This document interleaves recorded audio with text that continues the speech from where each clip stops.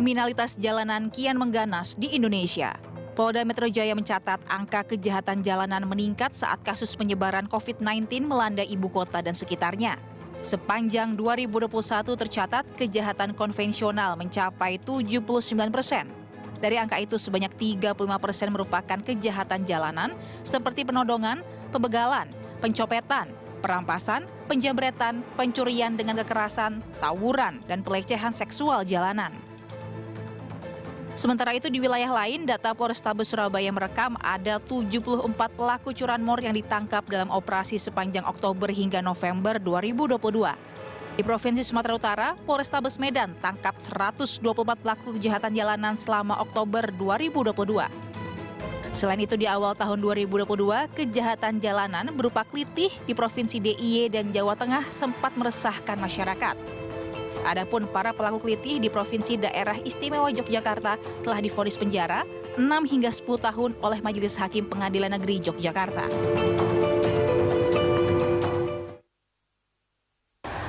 Kriminalitas kian mengganas di Indonesia. Ini bahkan trennya dikatakan terus meningkat sepanjang tahunnya. Ya, yang mengkhawatirkan kini ada ratusan anak-anak yang juga berhadapan dengan hukum sebagai pelaku kriminalitas ini. Dan tentunya bagaimana mengatasi hal ini? Mengapa demikian? Kita akan membahasnya tentunya dengan sejumlah narasumber yang telah hadir bersama kami di studio BTV Semanggi. Sudah hadir ada Prof. Adrianus Meliala yang merupakan kriminolog UI, serta ada Bu Aulia Grasinta, psikolog. Terima kasih Bu Sinta dan juga Prof telah bergabung bersama kami dalam Berita Sore. Ya. Dan juga bergabung melalui sambungan telekonferensi sudah hadir sosiolog UNS, ada Pak Derajat Trikartono. Terima kasih Pak Derajat sudah bergabung. Ke Prof terlebih dahulu. Prof Adrianus, kalau kita lihat tadi ya, kriminalitas belakangan ini kerap kita dengar, kerap kita lihat, bisa dibilang seperti itu. Apa tentunya yang membuat ini kembali terus terulang dan kita lihat nampaknya trennya ini mengalami kenaikan? Tidak juga. Jadi kalau kita melihatnya dalam satu dimensi, seolah-olah tinggi. Tapi kaitkan dengan variabel lain ya. Variabel jumlah motor, jumlah kendaraan bermotor yang selalu tambah meningkat. Jumlah fasilitas umum ya yang makin bagus. Jumlah CCTV yang juga makin di mana-mana. Ini semua menaik turunkan jumlah kejahatan jalanan. Ya, secara modus juga kejahatan jalanan itu dikenal sebagai kejahatan yang simple, ya, dalam bahasa saya hit and run, grab, ya, grab and run, ya, ambil lari, itu aja, ya. Cuma memang kejahatan jalanan ini juga menyumbang banyak sekali pada yang namanya fear of crime, rasa takut pada kejahatan. Wah, ada begal, ada copet, ya, lalu takut kita. Jadi copetnya, rampoknya nggak usah banyak-banyak, 1-2 saja. Tapi dari mulut ke mulutnya luar biasa. Apalagi katanya dari mulut emak-emak tuh ya. Jadi seolah-olah bahwa kejahatannya bisa 10, padahal sebetulnya hanya 1. Karena korbannya biasanya emak-emak nih. Betul, ya betul kan? ya. Jadi dia punya karakter mudah, modusnya gampang, bersifat random, dan juga tidak terlalu mengejar pada derita pada korban. Ya, yang penting dapat karena dia harus segera lari mengingat akan ada massa yang mengejar dia, gitu ya. Nah, maka lalu dari segi jumlah sebetulnya tidak terlalu banyak mengalami peningkatan. Cuma memang benar bahwa tadi disebutkan soal klitih ya, klitih geng motor atau gangster di Surabaya itu memang mengalami peningkatan yang luar biasa dan mengalahkan angka tawuran. Sebetulnya bukan angkanya, tapi kualitasnya sudah mendekati angka tawuran atau yang kita sebut sebagai pertarungan antar kampung. Nah, mengapa? Karena di situ ada 2 hal. Pertama ada motor, ya, yang bisa membuat lalu manuver dari para pelakunya itu bisa pindah-pindah dengan cepat sekali. Ya. Dan yang kedua sekarang ditambah lagi dengan aplikasi WA, ya. WA itu yang kemudian ada grup yang lalu segera kumpul, saat gitu ya, nyari lawan lalu segera pisah lagi. Nah, itulah yang kemudian menjadikan klitih, gangster atau begal motor ini sebagai sesuatu yang sekarang menjadi top priority dari kepolisian. Tapi kalau kita lihat tadi ya, kalau ini memang merupakan tingginya tadi ada begal, ada angka itu memang penyebab utamanya apa sih hingga selain tadi memang memudahkan komunikasi tadi dimudahkan, tapi apa yang membuat akhirnya kriminalitas jalanan ini jadi muncul kembali atau tadi ini menjadi sorotan juga?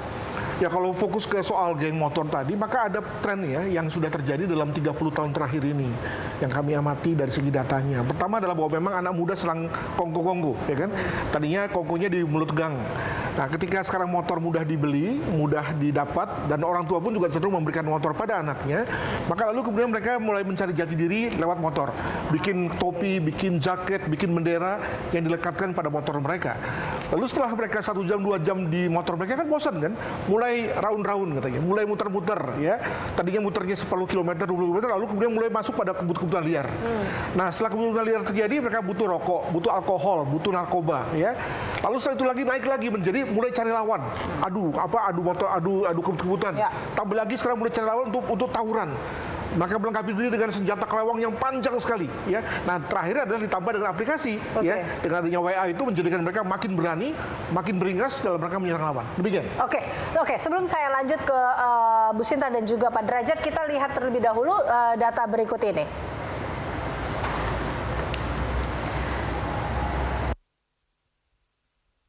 Bu Sinta dan juga Pak Derajat, kalau kita lihat dari kasus ini atau grafik ini adalah kasus tindak pidana kejahatan Indonesia di tahun 2019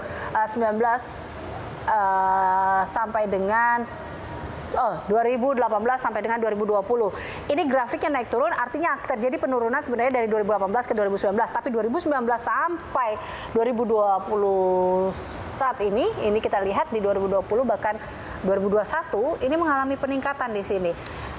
Ini kalau dilihat apa sebenarnya yang menjadi dampaknya? Mungkin kalau sebelum saya ke Bu Sinta, saya mungkin ke Pak Derajat terlebih dahulu. Pak Derajat, ini kalau kita lihat peningkatan angka kriminalitas, belum masuk ke kriminalitas jalanan ya, tapi kriminalitas saja, angkanya kalau dilihat trennya naik. Apa yang menyebabkan? Apakah ini memang dari dampak lanjutan masalah sosial yang muncul atau karena apa menurut Anda? Saya lihat kriminalitas jalan yang muncul ini kan kebanyakan adalah kriminalitas yang berlatar belakang ekonomi. Selain moral ya, moral kelihatannya kecil kayak tadi itu ada yang memegang bagian dada perempuan itu yang moral, tapi yang ekonomi itu yang merampok, mencuri seperti itu secara sosiologis menunjukkan bahwa sebenarnya struktur ekonomi kita ini semakin. Jadi mobilitas orang untuk naik dari kelas bawah menuju kelas menengah ke atas itu sulit, semakin sulit. Nah, ditambahi dengan situasi COVID ya, tahun 2021 itu kan lepasnya COVID, di mana tahun 1920 itu sulit sekali. Nah, karena mereka terlalu sulit untuk naik mobilitas ke atas, karena strukturnya tertutup, maka kemudian mereka cari jalan yang lain. Ya, jalan-jalan yang tidak benar, jalan-jalan yang melakukan perampokan, pencurian, seperti itu. Kalau strukturnya itu lebih terbuka, lebih mudah, itu agak gampang. Nah, kita lihat struktur kita di atas dan di tengah itu, terutama yang di atas itu sudah tak tergoyahkan. Sudah berapa puluh tahun ya orang-orang itu saja ya. Sehingga yang di bawah ini semakin kencang, semakin keras persaingannya karena kemudian perputaran ekonominya tidak menjadi semakin longgar, semakin baik. Maka kemudian muncullah berbagai kejahatan yang muncul. Di samping itu juga kalau saya lihat ini juga terjadi pergeseran, istilahnya itu lempeng-lempeng sosial. Terdiri dari 3 lempeng, lempeng solidaritas, lempeng struktural, lempeng moral ya.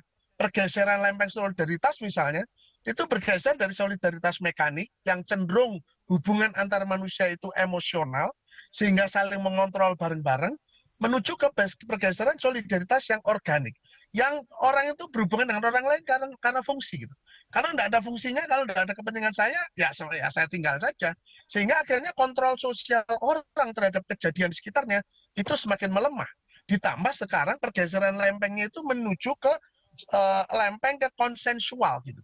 Jadi kayak kita di WA, di grup itu kan konsensual sebenarnya, tidak ada fungsinya.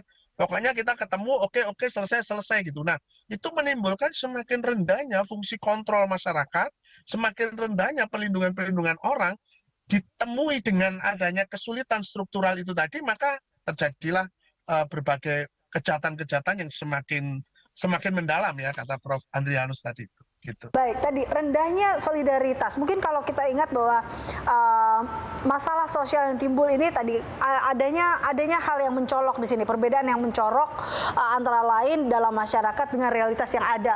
Bu Sinta, Anda juga melihat tadi kan kalau memang ada yang mengatakan kemiskinan dan kriminalitas itu seperti dua sisi mata uang ya kan, di sini ada yang berbanding lurus dikatakan seperti itu. Tapi ini sebenarnya apa memang yang menyebabkan ini begitu mencolok?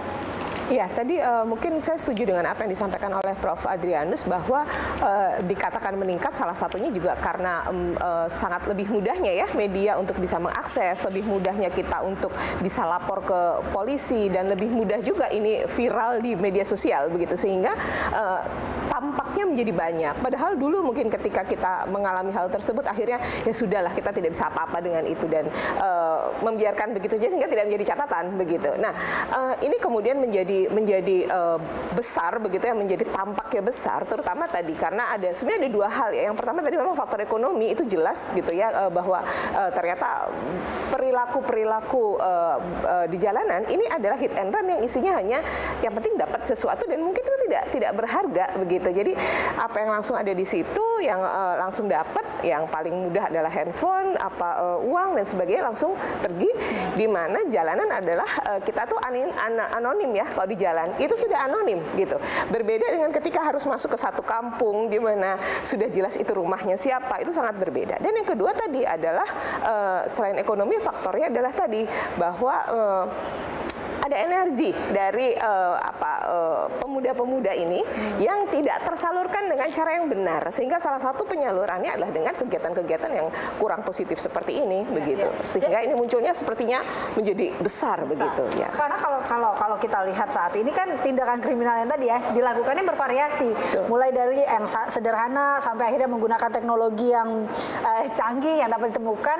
Tapi tadi saya mengambil apakah ini memang menjadi salah satu yang memanfaatkan atau dimanfaatkan dari era globalisasi ini, seperti itu. Betul. Jadi di mana era media sosial ini kan membuat semua lebih terbuka ya, begitu. Mereka bisa melihat apa yang ada di media sosial. Mereka bisa mencontoh apa yang baik dan apa yang buruk. Semuanya bisa dicontoh. Bahkan tadi membuat kelompok itu sekarang lebih mudah, gitu. Kita mungkin punya grup-grup kelompok yang kita nggak pernah ketemu loh sama orang-orangnya, tetapi kita bisa bertemu. Dan ada tadi, terutama remaja ini kan dalam psikososial memang sedang mencari identitas diri.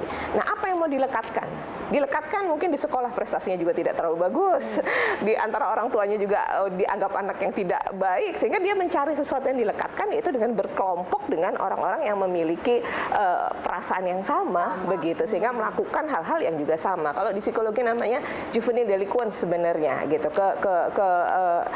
kenakalan remaja, begitu. Nah, kenakalan remaja ini biasanya melakukan tindakan-tindakan kriminal yang sebenarnya mereka sendiri itu juga belum terlalu paham apakah ini baik atau tidak. Nah, tetapi dengan dukungan media sosial, dengan dukungan teman-teman yang satu perasaan, akhirnya ini mendorong mereka untuk melakukan hal seperti itu. Oke. Gitu. Nah, itu nanti kita akan bahas ya terkait dengan kriminalitas atau kita lihat anak-anak yang saat ini menjadi pelaku dalam kasus ini. Tapi balik lagi mungkin kalau saya singkat saja Prof, sebelum kita masuk ke jeda, tapi saya ingin tahu bahwa kalau dilihat dari hal ini memang apa yang selain tadi mudahnya akses untuk mengumpulkan atau mudahnya akses untuk melakukan sesuatu kejahatan, tapi apa yang bisa kita lihat dampak dari kriminalitas jalanan ini apalagi juga COVID-19 tadi kalau kata Pak Derajat, ini menjadi salah satu juga penyebabnya dari kriminalitas ini? Sebetulnya enggak juga. Kenapa? Karena ketika kita mengalami pandemi kemarin, itu kan semua orang ngumpet di rumah, mengurung diri di rumah. Ya, banyak sekali data memperlihatkan bahwa ruang-ruang publik kita, terminal, stasiun itu sepi, ya. Padahal disitulah lalu copet muncul kan, copet terjadi. Tapi ketika orang yang nggak ada, maka orang-orang copet-copet ini kemudian lalu juga nggak punya mangsa kan. Nah, maka kemudian mereka melakukan metamorfosa. Dua, pertama adalah melakukan pencanggihan, ya. Jadi main ATM, muncul istilah-istilah seperti misalnya sweeping card, ya. Lalu dia juga melakukan washing card, ya, macam-macam cara untuk mengakali ATM misalnya. Yang kedua adalah dia kembali ke kampung, ya, kembali ke tempat asal, bertani macam-macam. Jadi dalam hal ini memang agak sedikit terbantahkan seluruhnya apa sinyalemen dari Pak Derajat soal ekonomi. bayangkan ya, dengan ekonomi 7% per tahun, sebetulnya asal orang mau kerja aja pasti dapat kerjaan sebetulnya, iya kan? Cuma tentu kalau kita memang punya kompetensi, punya skill, kita bisa masuk ke level manajer dan seterusnya. Sebenarnya kalau nggak punya apa-apa ya macul misalnya begitu kan. Tapi sebetulnya ekonomi cukup bagus dewasa ini. Pasalnya bahwa ada orang-orang yang kita sebut sebagai spesialis, ya, baik ekonomi seperti apapun ya, kalau kerjanya metik aja, berarti maksudnya nyopet ya. Banyak sekali kelompok spesialis di Jakarta yang pada umumnya adalah bernuansa primordial dari Surabaya, dari Medan, dari Palembang. Mereka punya kelompok semua nih. Nah, maka ketika sekarang lagi sepi, itu mereka berkumpul di tempatnya atau pulang kampung. Dewasa ini ketika kehidupan publik sudah normal, mereka mendapatkan tempatnya kembali. Apalagi hari-hari ini nih, di mana semua orang sudah punya duit ya, menjelang Nataru, ya kan? Nah, maka lalu bisa diperkirakan bahwa copet, jambret, rampok akan tinggi sekali dewasa ini. Oke, baik. Kita akan lanjutkan perbincangan ini. Tadi kita akan membahas bagaimana tentunya melihat sekarang anak-anak banyak sekali berhadapan dengan hukum, terutama sebagai pelaku. Kita akan membahasnya usai jeda. Pemirsa tetaplah bersama